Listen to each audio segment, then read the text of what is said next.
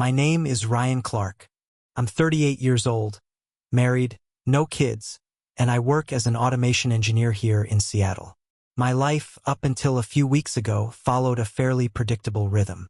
Mornings started with the hiss of the coffee maker, the soft shuffle of our golden retriever's paws on the hardwood floor, and Carolyn humming some song while she straightened her hair upstairs.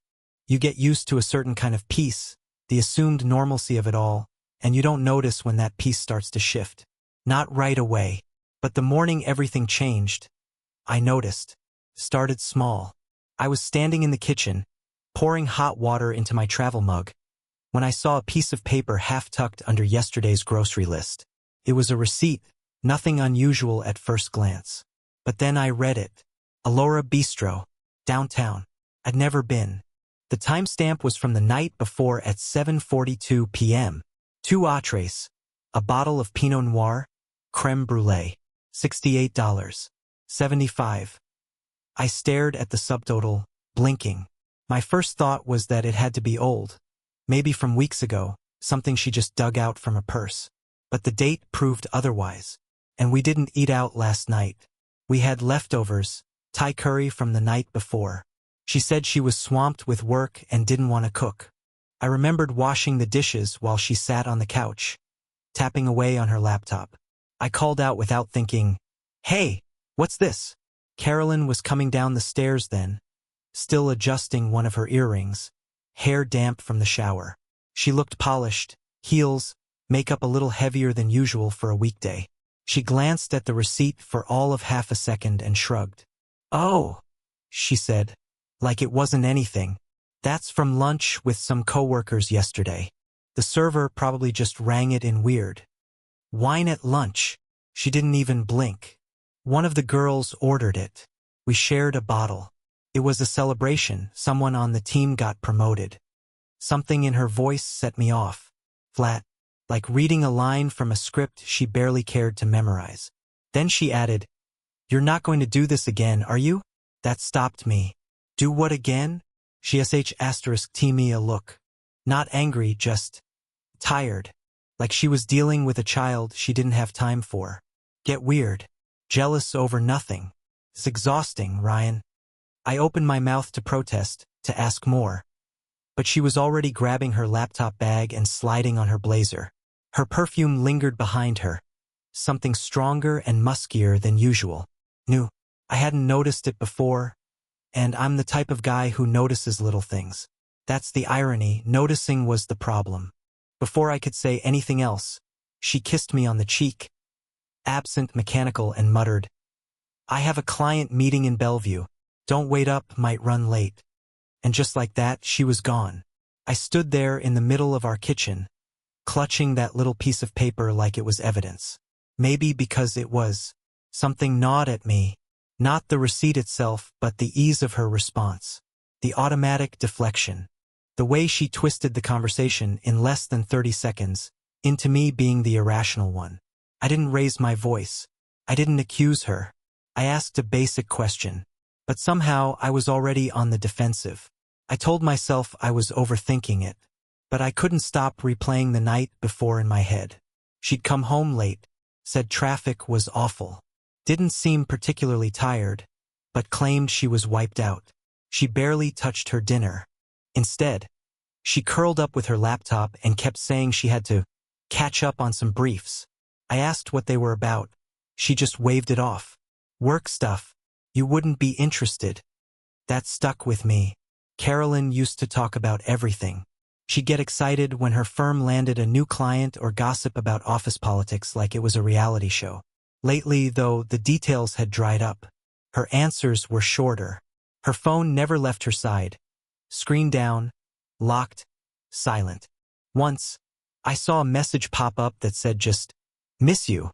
She turned the screen away before I could see who it was from. Said it was her sister. We don't talk to her sister. It's hard to explain the shift when you're in it. There's no sudden moment, no dramatic soap opera twist, just little changes. I turned back, quiet sigh, a smile that doesn't quite reach the eyes. That morning, staring at that receipt, I felt like something in my chest slid out of place. I stood there for a long time, letting my coffee go cold. The dog, Toby, sat near my feet, watching me with this patient, concerned look he only gets when he senses something's off. I crouched down and scratched behind his ears, trying to distract myself. "She's probably telling the truth," I mumbled, more to myself than to him. "Probably just a weird receipt." But even as I said it, I didn't believe it. You start noticing the edits to your shared life. Things that should feel normal start to feel staged. The way she kissed me, like she was checking a box. The new perfume. The way she said, "You're jealous again," like it was a routine she'd practiced. I'd never been jealous before. I never had reason to be. But now, the rest of the day crawled by. I kept glancing at my phone, waiting for a message from her. Something casual, something normal. But it didn't come. Around noon, I checked her location on Find My. We'd shared it for years. She was marked, "No location found." She never used to turn it off. Around 4 p.m., I texted her, just to test the water. "How's the client meeting going?" She responded 20 minutes later. "Still going. Busy. Can we talk later?" No emoji. No heart. Just plain text. We always added a heart. Dumb habit, maybe, but it meant something. I stared at the message like it was in another language. I didn't respond. That evening, I made dinner for one. Chopped up some leftover rotisserie chicken and threw it into a salad. I watched the kitchen clock while the news played in the background. 6 p.m. 7:30. 8:45. She didn't walk through the door until after 10. She smiled like nothing was wrong, kissed my forehead, and said, "Ugh, long day." That client just would not stop talking. Then she went upstairs to shower. She never asked about my day. She always used to ask. I cleaned up the dishes and threw away the salad she said she was too tired to eat. When I took the trash out, I saw her car parked just slightly differently than usual, angled like she pulled in fast. The passenger seat had a scarf draped over it. Not hers. I walked inside and tried not to let it settle in my chest, but the weight kept building. I didn't say anything. Not yet. Instead, I went back into the kitchen, sat at the table, and unfolded the receipt again. Alora Bistro, 2 entrees, wine, creme brulee, $68.75. Felt like a menu for betrayal. After Carolyn left that morning, I just sat there. The quiet had weight to it, like something pressing down on my chest. I kept thinking about her tone, not defensive, not guilty. Just tired, irritated even, like I was the one making things difficult. Like I had somehow created the receipt in my hand, just to start a fight. But I wasn't imagining this. As soon as the door clicked shut behind her, it was like a dam broke in my mind. Suddenly, everything I'd ignored for the past few weeks came rushing back. All the little things I'd brushed off. Too tired, too distracted, too trusting. They started snapping together like pieces of a puzzle I didn't want to solve. I remembered the way her phone used to sit on the coffee table while we watched TV. She never used to care if I saw it light up. But lately, she kept it close, always face down, notifications off. Once, I asked her if she turned off alerts by accident. She said it helped her focus at work. Work. That word became a catch-all excuse. Every shift in her behavior could be traced back to it. Working late, new clients, office parties, last-minute meetings. At first, I didn't question it. Carolyn's a senior marketing strategist. Long hours were part of the job. I'd always admired how driven she was. But then the excuses became routine, predictable, rehearsed. There was the night 2 weeks ago when she didn't come home until almost midnight. She claimed they were finalizing a proposal for a startup launch. Her makeup was smudged. Her blouse, one I'd never seen before, smelled faintly like cologne. Not hers. Not mine. I asked her about it. She laughed. "Ryan, it's from the Uber driver," she said, tossing her bag on the table. "Do you think I'm rolling around with someone or something?" She said it like it was ridiculous. Like I was ridiculous. I let it go. The next morning, her blouse was gone. I asked where it went. She said she spilled wine on it and had already tossed it in the wash. I didn't push. I didn't want to be that guy. The insecure, jealous husband digging through laundry hampers looking for evidence. That wasn't who I was. But now I realize that's who she needed me to be. Passive, quiet, willing to swallow doubt without asking too many questions. Another moment flashed into my mind. She had recently changed her perfume. Something deeper, warmer. I complimented it, thinking maybe it was a seasonal thing. "Thanks," she said with a smile. "A client bought it for me. We all got little gift bags." That sounded odd. What kind of client gives personal gifts like perfume? But I nodded, smiled, moved on. I didn't ask for details. I'm starting to realize how often I didn't ask for details. And maybe that's how she got used to lying. Because I got used to not hearing the truth. Even the way she dressed had shifted. She started wearing heels more often. Even on weekends, when we'd grab groceries or walk Toby through the park. Not that there's anything wrong with dressing up, but it felt performative.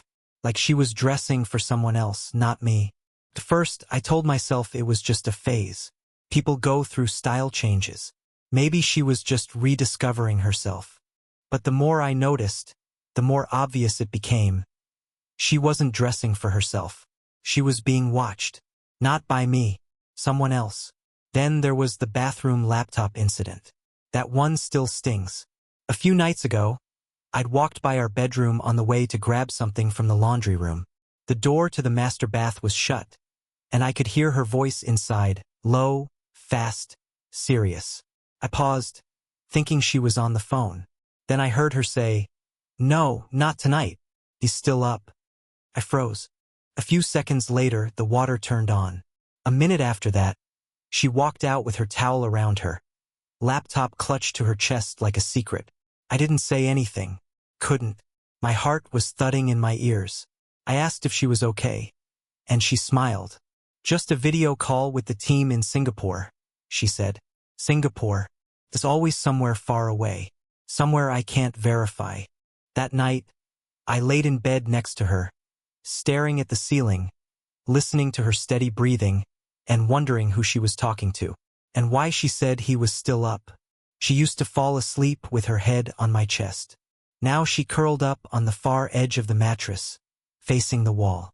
Even Toby noticed. Our dog used to run to the door the moment she came home, tail wagging, spinning in circles. Lately, he doesn't budge. One time, when she walked in and reached down to pet him, he backed away and sat beside me instead. Whined just once. Quietly. He knew. Dogs always know. Then there was the account, our joint savings. One afternoon, I opened the app to check our monthly transfer, and it was gone. The account had been closed. I remember blinking at the screen, thinking it was some kind of glitch. I asked her about it later that night. She didn't look up from her laptop. "Oh, I meant to tell you," she said. "The bank changed some kind of policy. We weren't getting good interest rates. I moved it all to a new one under my business name. It's safer this way." "Safer how?" I asked. She sighed. "Ryan, do you want to argue about finance stuff right now?" I was trying to do something responsible. That was the end of it. She shut the door, both literally and figuratively. And just like that, thousands of dollars vanished into an account I didn't have access to, and, more importantly, one I didn't even know existed. I should have pushed harder. I should have followed up. But she said it so confidently, like it wasn't up for debate. And part of me, the tired, trusting part, just let it go. But sitting there in our quiet kitchen, sunlight crawling across the floor, that receipt burning a hole in my hand, I realized none of this was normal. This wasn't a rough patch. This wasn't miscommunication. This was a story I wasn't being told. A lie I was living inside. I got up, walked to the living room, and sat on the couch where we used to binge shows for hours. The blanket we used to share was still tossed over the armrest. A mug of hers, half full with now cold tea, sat on the side table. She'd left it there that morning like she always did. That part of the routine hadn't changed. But everything else had. I opened her laptop. It was locked. I tried her birthday, our anniversary, Toby's name. Nothing worked. That's when I realized. She had changed the password. She'd never done that before. Not once in 10 years. I leaned back, staring at the screen, and let the quiet press in again. I thought about every time she brushed me off with a smile. Every time she made me feel guilty for asking a simple question. Every time she made me feel like I was the problem. Then I thought about the night we met. Some random networking event I barely wanted to go to. She'd been the one to say hi first. Said she liked my shoes. We talked for hours. Back then, she was an open book. I couldn't keep up with the stories. Her childhood in Spokane. Her first failed startup. The way she once tried to adopt a stray cat during a blizzard. Where did that version of her go? Or maybe the better question was, when did she start hiding? Because now all I saw were cracks in the surface. I reached into the drawer where we keep spare chargers and random junk, and I pulled out an old notebook, one of hers. She used to write everything down, to-do lists, notes for work, little journal entries. I flipped through the pages. Mostly work stuff. Brand keywords, client pitch outlines, some scribbled calendar dates. I was about to close it when I saw something faint. A page near the back, mostly erased but still visible if you held it to the light. A list.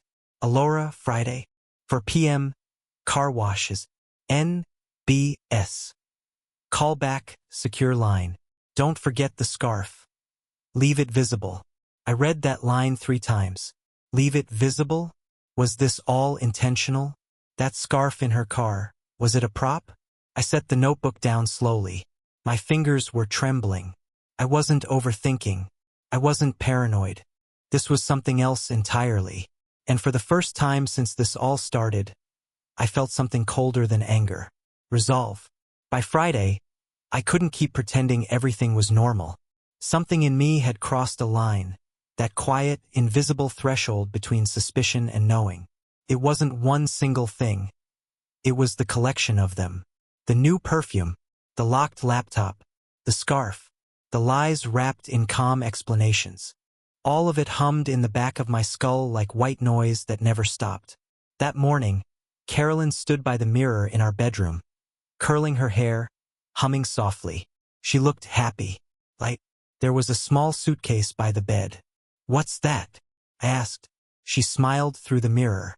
"Oh, I told you, didn't I? The San Francisco conference. I'm flying out this afternoon." No, she hadn't told me. "What conference?" I said. "The Tech Marketing Summit. 3 days. Companies covering it." She said it casually, like it was common knowledge, like I'd simply forgotten. But I hadn't. I would have remembered. I knew her calendar better than she did. Something in her tone, the practiced smoothness of it, snapped something inside me. "Oh," I said. "Right, the conference." She kissed my cheek, her lipstick leaving a faint trace of color on my skin. "Don't look so worried. I'll text you when I land." She wheeled her suitcase toward the front door, humming the same melody I'd heard her hum for weeks. Upbeat, tuneless, detached. Then she was gone, her taillights vanishing down the street. I stood at the window for a long time after that, Toby at my side. My hands were shaking, but not from fear, from certainty. I didn't believe a word she'd said. After she left, I opened my laptop and searched San Francisco Tech Marketing Summit 2024. Nothing. No conference. No event. No registration anywhere near those dates. It was all a lie. The realization was sharp but almost quiet. I wasn't shocked anymore. I was empty. Just a dull hum beneath the ribs. By noon, I'd already made up my mind. If she was going somewhere that wasn't a conference, I was going to find out where. I didn't tell anyone. Not friends, not my brother, no one. I just grabbed my keys, took Toby to my neighbor's house, and got in the car. She'd mentioned a flight. I decided to test that first.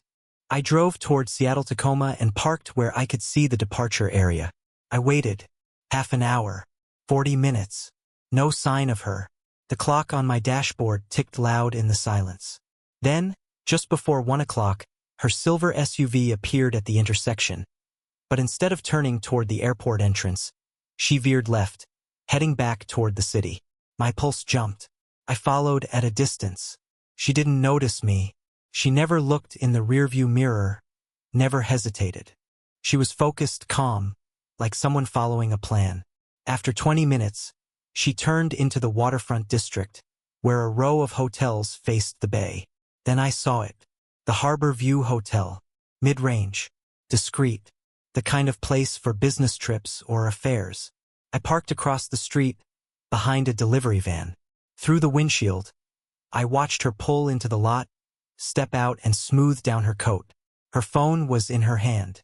She looked around once, not nervously, but expectantly. Like she was waiting. And then he appeared. A man in a gray suit walked out from the lobby doors. Tall, maybe early 40s. Confident. He smiled when he saw her. The kind of smile you give someone you've missed, not a coworker. She walked toward him, slow and deliberate. When they met, he touched her arm, then leaned in and kissed her cheek. It wasn't a friendly kiss. It was routine. Familiar. They stood there for a moment, talking softly, too close. Then they walked into the lobby together, hand in hand. I stayed frozen behind the wheel, staring through the glass. The air felt thick, like the world had shrunk down to the size of that hotel entrance. There it was, the truth, plain and undeniable. No excuses, no misunderstandings. She was cheating. My wife, the woman I'd built a life with, was walking into a hotel with another man. And all I could do was watch. I grabbed my phone. My hands were trembling, but I managed to lift it, focus the camera, and take a photo. The shutter sound was sharp in the silence of the car. One picture. One moment. Proof. The irony is, I thought I'd feel rage. Or devastation. Instead, I felt still. Like my mind was finally catching up to what my heart had known for weeks. I watched them disappear through the glass doors. Watched the elevator numbers flicker above the lobby desk.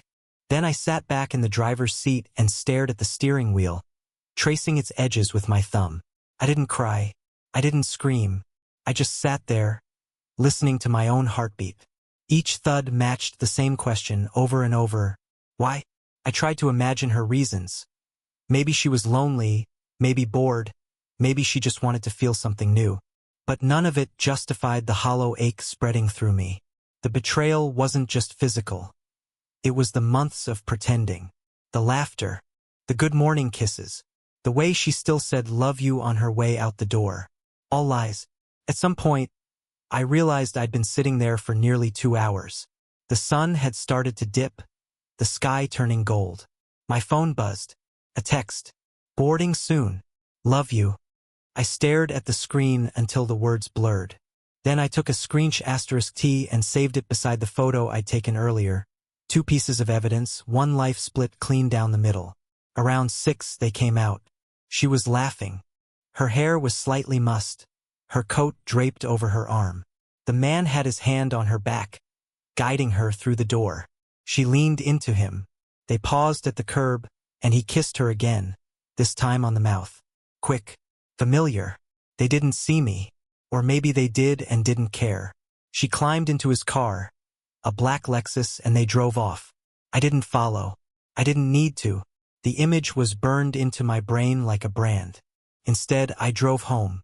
Every mile felt heavy, the silence swallowing everything. I didn't play music. I didn't call anyone. I just drove.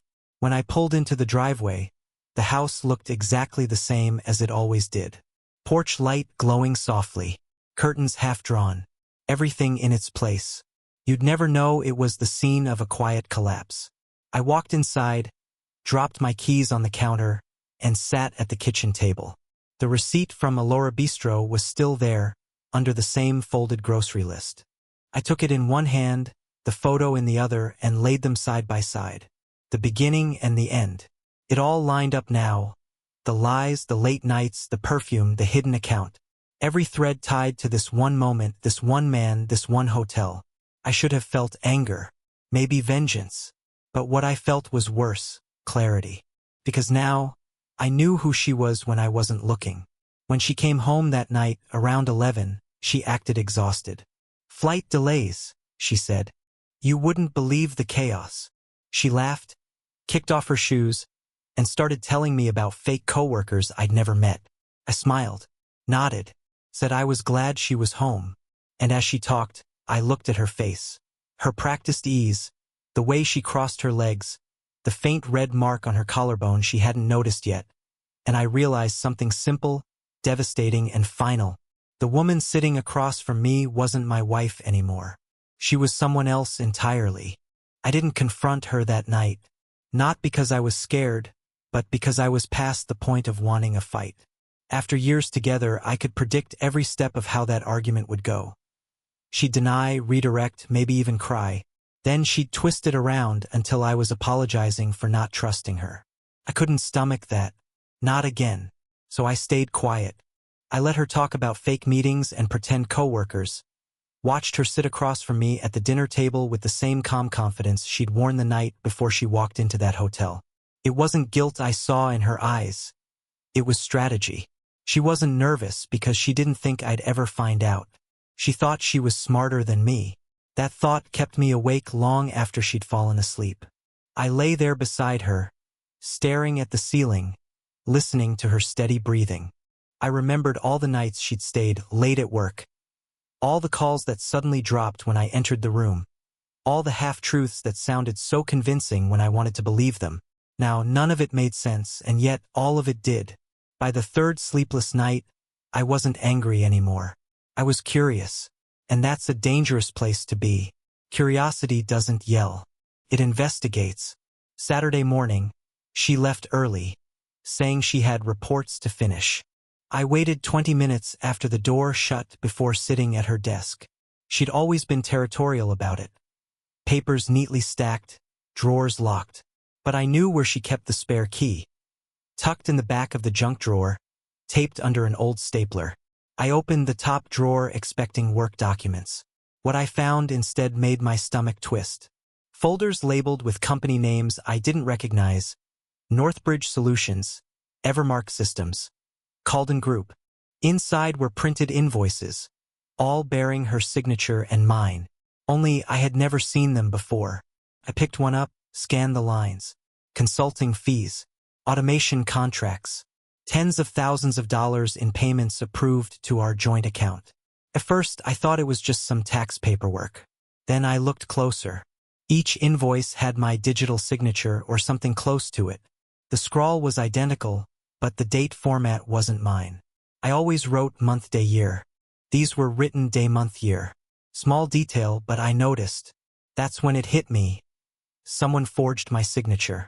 And if the bank records were real, they'd used my name to funnel money somewhere else. I sat there, staring at the paper, the room suddenly feeling too small. It wasn't just infidelity anymore. It was something else, something darker. I opened her laptop, locked again, different password. I tried every combination I could think of. No luck. Then, almost on instinct, I plugged in a flash drive I used for work, a recovery tool I'd built months ago to test local encryption. It shouldn't have worked, but it did. The desktop loaded. And there it was, a folder labeled Northbridge. Inside, rows of PDFs, tax forms, client receipts, and a spreadsheet listing transactions. I clicked through them one by one. Every transfer had two signatories, Carolyn and me. But every payment went to a single destination, an account under her business name. I checked the routing numbers. None matched our bank. At the bottom of the spreadsheet, a note read, "Keep all documentation consistent. If they audit, we redirect to the Bellevue address." My chest tightened. This wasn't some personal project. It was a coordinated setup. I scrolled further, found emails between Carolyn and someone listed only as T.M. The tone was professional, almost cold, but it didn't take long to see what it really was. They were laundering money through fake service contracts, invoices billed under my name to make them appear legitimate. And worse, my digital signature made it look like I approved everything. The same hand that once wrote love notes to me was now writing me into a crime. I backed away from the desk, my pulse hammering. My mind spun with half-formed thoughts. Was she planning to frame me? What if the investigation already started? What if the reason she seemed so calm lately was because the plan was already in motion? That night, I couldn't focus on anything. I tried watching TV, tried reading, but the images in my head wouldn't stop.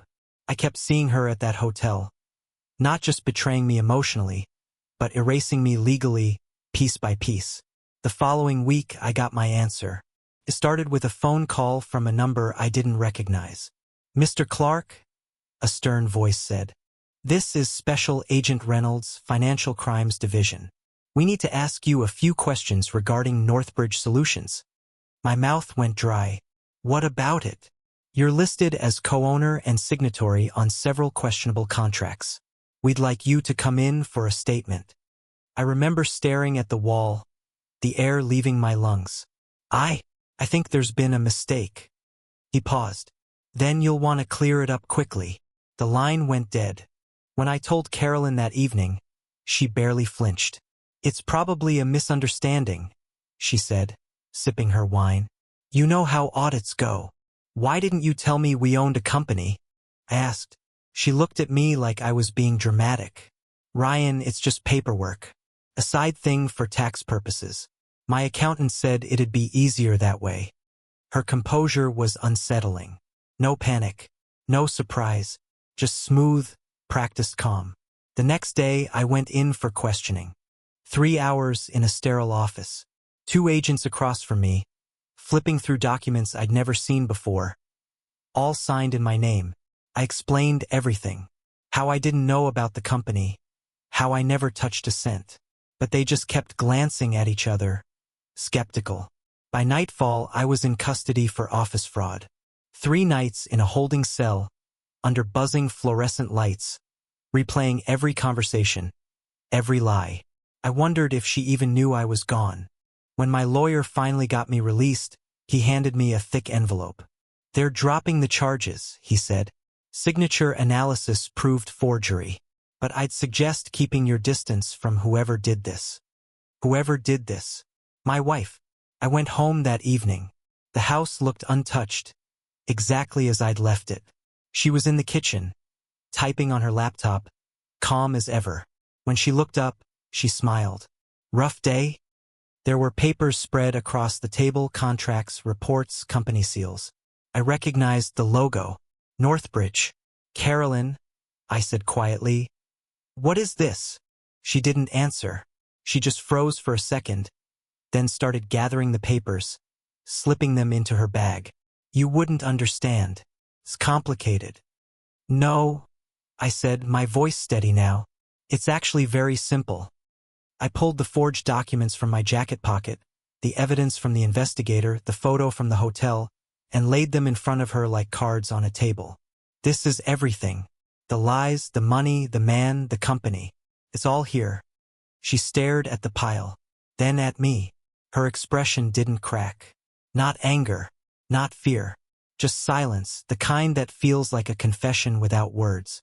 That evening, she packed a bag and left. No fight, no tears, no explanation. Just a short text, one final echo of the person I thought she was. It's not what it looks like, but it was. It was exactly what it looked like. And as I sat alone in the quiet of our house, I realized the truth was bigger than betrayal. She hadn't just cheated on me. She had tried to erase me. When I got home that night, after 3 days of silence, lawyers, and fluorescent lights, Carolyn was already there. You'd think she might have called, or at least asked why I hadn't come home. But no. She was sitting at the dining table like nothing had happened, typing on her laptop with a glass of wine at her side, the same casual way she'd done 100 times before. She looked up when I walked in, her expression unreadable. No guilt, no shock, just mild surprise, like I'd come back from a weekend camping trip, not police custody. "You're home early," she said. Early. That was her first sentence to me after I'd been arrested for fraud in a company she'd dragged my name into. I couldn't even speak at first. I just stood there in the doorway, staring at her, the memory of the cold concrete cell floor still fresh in my bones. On the table, there were more documents, neatly stacked contracts, Northbridge Solutions logos, not hidden, not even slightly out of view. She wasn't covering her tracks anymore. She wasn't worried, because to her I didn't matter anymore. I didn't answer her. I walked past her, into the office, and returned with a folder I'd prepared with every piece of evidence I could gather. My own kind of forensic autopsy. Bank statements with unexplained withdrawals, emails I had recovered, the signature analysis from the lawyer, and the photo I had taken at the Harborview Hotel. I laid them one by one on the table next to her wine glass, each item a weight, a crack in the floor beneath her carefully constructed world. She didn't even flinch. After a moment, she calmly closed her laptop. "What is this supposed to be?" "You know exactly what it is," I said, my voice low. "Everything you've been hiding, every lie, every forged document, and the man you've been meeting at the hotel." She looked at the photo, the one where the man in the gray suit kissed her cheek, and didn't blink. She just sighed. "It's not what it looks like." "Carolyn," I said, barely holding back the bitterness, "you've used that line too many times. It's lost all meaning." She stood, gathering the scattered documents and photos, almost clinically, as if sorting through junk mail. Her voice stayed level. "This is all a misunderstanding. I never intended for it to get this far." "You set up a company in my name," I snapped. "You funneled money through fake invoices, had me charged with fraud, and you're saying you never intended this?" That was the first time her calm cracked. Just a flicker. Her lips parted, then closed again. She looked down at the table. When she spoke again, her voice was different. Lower, steadier. "You weren't supposed to find out." I stared at her. "That's your explanation?" She didn't answer. She just picked up her bag and moved toward the stairs. "I'll stay somewhere else tonight." She disappeared into the bedroom, packed a small suitcase without a word, and walked out the door 30 minutes later. No apology, no panic, just silence. She left behind her ring on the nightstand and a short, typed note folded beside it. "I didn't want it to be this way." I stood in our hallway, the quiet stretching around me like a vacuum. That house, the one we had painted together, where we argued over curtain colors and celebrated anniversaries on the back deck, suddenly felt like someone else's life. That night I didn't sleep. I sat in the kitchen with Toby curled at my feet, scrolling through years of shared memories on my phone. Vacations, birthdays, Christmas mornings with her in flannel pajamas, grinning with hot cocoa in hand. None of it felt real anymore. I kept asking myself, was it always fake? Or did something change? Maybe that's what made it worse, the not knowing when it all started to rot. By morning, I had made a decision. I wasn't going to be the quiet victim in someone else's mess. If she was willing to set me up and walk away without flinching, then I needed to treat this like what it was, a war. I packed her remaining things. Every blouse, every bottle of perfume, every framed photo that still had us smiling in it. I boxed it all up and set it by the front door. I didn't throw anything away. I didn't break things or burn letters. I just removed her from the house the same way she had removed me from her life. Cleanly, coldly. Then I did what she didn't expect. I closed our joint bank account, the one we'd had since year 2 of our marriage, the one with both our names. I transferred every cent of my portion into a separate account with my lawyer's name on it. I called the credit companies and froze all shared cards, changed all my passwords, locked every door she still had a key to. She may have signed my name on contracts, but she wouldn't use it again. After that, I contacted the IRS. I handed them everything, the forged documents, the bank activity, the email logs, the financial transfers under Northbridge. My lawyer helped package the entire thing. We gave them the photo, too, not for adultery, but for proof of co-conspiracy. If Carolyn and her mystery partner had been laundering money through a shell company, the IRS would care a lot more than I could alone. Within 48 hours, I had filed for divorce. When she got served, I didn't get a call. Not a text. Nothing. She vanished. No argument. No defense. Just silence. I guess she finally understood that the game was over. The hardest part wasn't her leaving. It was realizing how long I'd been standing in a marriage that had already collapsed. She hadn't just cheated on me. She had erased me from her story, replaced me with a stranger, and expected me to stay blind while she built a second life using my name, my signature, and my trust. Every time I thought about it, I remembered little things, her laughter over something on her phone that she wouldn't share, the sudden client dinners that always seemed to fall on weekends, her frustration when I'd ask where she'd been. I kept remembering how she once told me, "You're too careful, too trusting." At the time, it sounded like a compliment. Now, it felt like foreshadowing. About a week after she disappeared, I got a call from our former accountant. He told me there was a second company registered under both our names, not just Northbridge, but another entity that had recently been used in a series of transactions tied to international vendors. The paperwork was nearly identical to Northbridge's filings, but with one difference. The digital signature for my name was missing an accent line, a minor typo, but it meant whoever forged it wasn't just copying, they were improvising. That was enough for my attorney to request a broader investigation. The agents assigned to my case started pulling threads, and within days they uncovered more than I'd expected. Transfers that connected Carolyn to a network of shell companies, multiple names she had used as aliases, and one trail that led directly back to a man named Tom Bennett. That's when I realized she hadn't just betrayed me, she had used me, and she'd done it with someone else's help. But at least now she was gone. For the first time in months, the house was quiet. Not in a suffocating way, but in a way that gave me space to think, to rebuild. I started taking down the framed photos of us. One by one, I replaced them with prints of places I'd always wanted to visit. Norway, Patagonia, Iceland. I didn't even know if I'd go. But just seeing them on the wall felt like movement. Every evening, I sat out on the back deck with Toby, sipping tea, watching the sun slide down behind the trees. And slowly, the weight started to lift. It didn't disappear, it never really does, but it stopped crushing me. People asked where she went. I told them the truth. She left, and I let her. I didn't know anyone the full story, but I owed myself the chance to finally stop hiding inside it. 2 weeks later, I got a call from Melissa Hansen, Tom Bennett's ex-wife. She'd seen my name in court filings tied to Carolyn. Turns out, Carolyn and Tom were laundering money together through fake companies, using us as shields. Melissa and I began comparing notes, gathering evidence. Our timelines matched perfectly. We submitted everything to prosecutors. A month later, both of them were under formal investigation. With my name cleared, I moved to the mountains. I bought what was left of Northbridge through a proxy, renamed it Clark Legal Recovery, then shut it down. All leftover funds went to children's charities Carolyn always dismissed. Deleting the company felt like deleting her grip on my life. I never spoke to her again.